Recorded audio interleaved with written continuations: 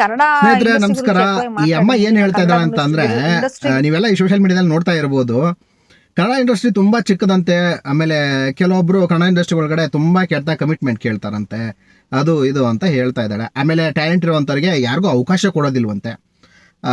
Telugu industry ತುಂಬಾ ದೊಡ್ಡದಂತೆ, ತುಂಬಾ ವಿಶಾಲವಾದ ಹೃದಯದವರಂತೆ, ಅದಕ್ಕೋಸ್ಕರ ಆ ಇಂಡಸ್ಟ್ರಿ ತುಂಬಾ ವಿಶಾಲವಾಗಿದೆಯಂತೆ.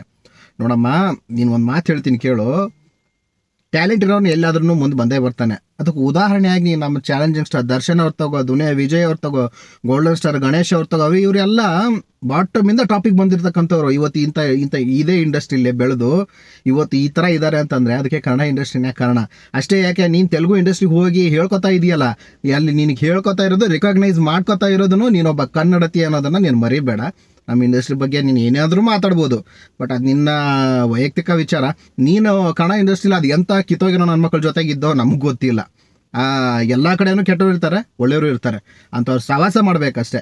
ಕನ್ನಡ ಇಂಡಸ್ಟ್ರಿ ಬಗ್ಗೆ ನೀನು ಮಾತಾಡಿದ್ಯಲ್ಲಮ್ಮ, ನಾನಿಗೊಂದು ಪ್ರಶ್ನೆ ಕೇಳ್ತೀನಿ. ಏನು ಗೊತ್ತಾ, ಸಿಂಪಲ್ಲು. ನಮ್ಮ ಕಡೆಯಿಂದ ದೊಡ್ಡ ದೊಡ್ಡ ಸಿನಿಮಾಗಳು ಬಂದು ಸೂಪರ್ ಆಗಿರೋಂಥ ಸಿನಿಮಾ ಬಂದರು. ಅದೇ ನೀನು ಏನು ವಿಶಾಲವಾದ ಇಂಡಸ್ಟ್ರಿ ಅಂತ ಇದೆಯಲ್ಲ, ಆ ಇಂಡಸ್ಟ್ರಿಯಲ್ಲಿ ನಮ್ಮ ಕನ್ನಡ ಸಿನಿಮಾಗಳು UI ಮತ್ತು ಮ್ಯಾಕ್ಸು ಇಂಥ ಕೆಲವೊಂದು ದೊಡ್ಡ ದೊಡ್ಡ ಸಿನಿಮಾಗಳು ಬಂದರೆ ನೀವು ಎಷ್ಟು ಸ್ಕ್ರೀನ್ ಕೊಡ್ತೀರಾ ಅನ್ನೋದು ನಿಮ್ಗೆ ಏನಾದರೂ ಸ್ವಲ್ಪ ಇದೆಯಾ ತಲೆಯಲ್ಲಿ? ಕರ್ನಾಟಕಕ್ಕೆ ಬಂದರೆ ಇಡೀ ಕರ್ನಾಟಕನೇ ಕಬ್ಜಾ ಮಾಡ್ಕೊತೀರಾ. ಇಡೀ ಪುಷ್ಪ ಸಿನಿಮಾ ಯಾವ್ದು, ಇದು ಒಂದೇ ಅಂತ ಅಲ್ಲ, ಯಾವ ಸಿನಿಮಾ ಬಂದರೂ ಅಷ್ಟೆಲ್ಲ ಕಬ್ಜಾ ಮಾಡ್ಕೊತೀರಾ.